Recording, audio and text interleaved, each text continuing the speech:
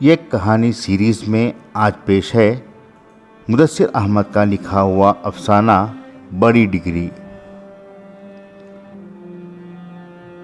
آدھی رات ہو چکی تھی۔ چراغ کی روشنی میں ابھی کتاب کے اوراق پلٹ رہا تھا۔ تیز ہواؤں اور بارش کی وجہ سے بجلی بھی چلی گئی تھی۔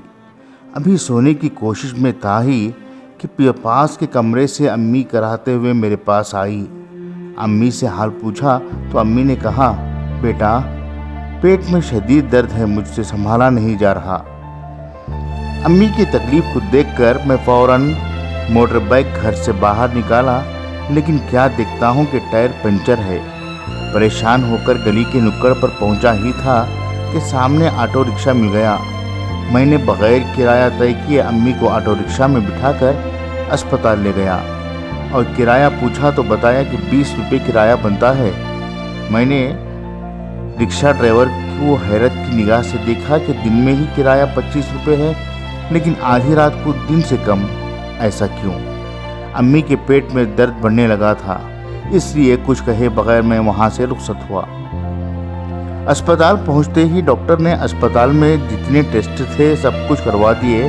آخر میں 2 روپے کی ایک گولی منگوا کر امی کو کھلایا گیا اور کہا کہ بس گیس کی شکایت ہے، کم ہو جائے گی۔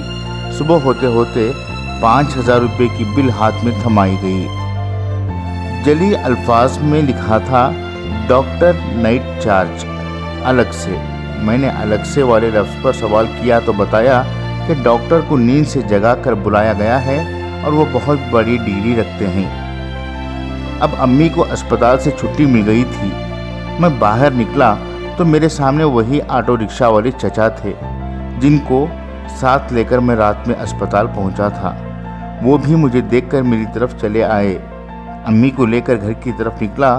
میں نے اس چچا سے پوچھا، چچا رات کو آپ کم کرایہ کیوں لیا، جبکہ رات کو 1.5 کرایہ لیا جاتا ہے، اور اس وقت تو آپ ہماری مجبوری دیکھ کر دگنا کرایہ بھی لے سکتے تھے، ایسا کیا بات ہے؟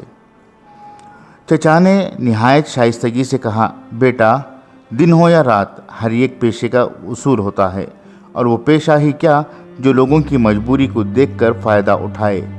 میں اسکول تو نہیں گیا، لیکن اتنی تو انسانیت پڑھ چکا ہوں کہ جو نیکی دن میں ہوتی ہے وہی نیکی رات میں دگنی ہو جاتی ہے، اور میں نے رات کو نیکیاں کمائی ہیں۔ میں سوچ میں تھا کہ ڈاکٹر کی ڈگری بڑی ہے یا اس ڈرائیور چاچا کا علم۔